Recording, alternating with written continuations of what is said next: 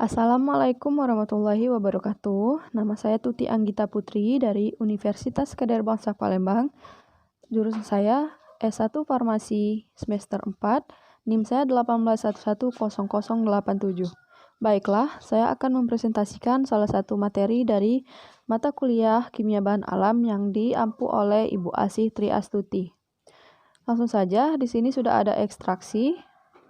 Apa itu ekstraksi? Mari. Nah, ini dia prinsip dasar ekstraksi. Ekstraksi merupakan suatu proses pengambilan senyawa yang diinginkan atau dituju dari matriks, dari intrasel ke sel, keluar sel, yang tidak larut dengan menggunakan pelarut cair.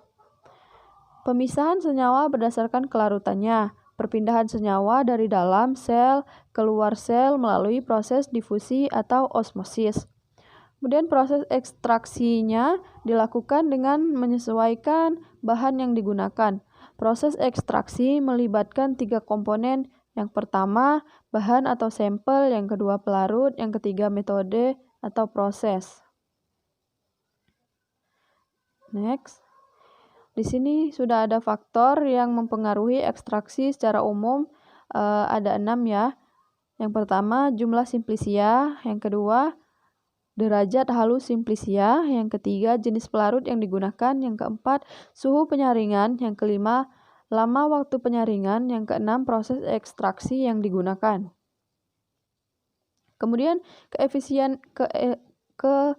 keefektifan ekstraksinya, hal-hal yang berpengaruh pada keefektifan ekstraksi ada 4. Yang pertama penyerbukan, pembasahan, yang ketiga, kecepatan diisolasi dan difusi zat aktif.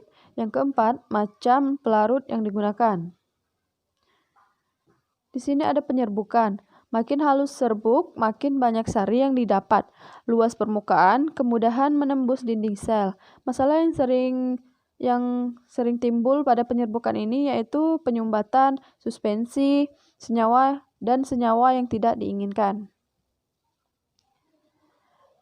Dan di sini sudah ada pembahasannya, yaitu proses pengeringan menyebabkan sel menjadi keriput, timbul pori berisi udara, zat aktif di dalam sel sulit tersari. Pembasahan dilakukan untuk mengisi pori dan memberi kesempatan pelarut untuk masuk ke dalam sel.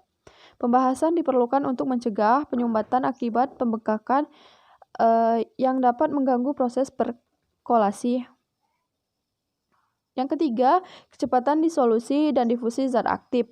Apa itu? Proses perpindahan zat aktif dari dalam sel menuju pelarut terjadi melalui peristiwa difusi dan osmosis, namun difusi lebih dominan.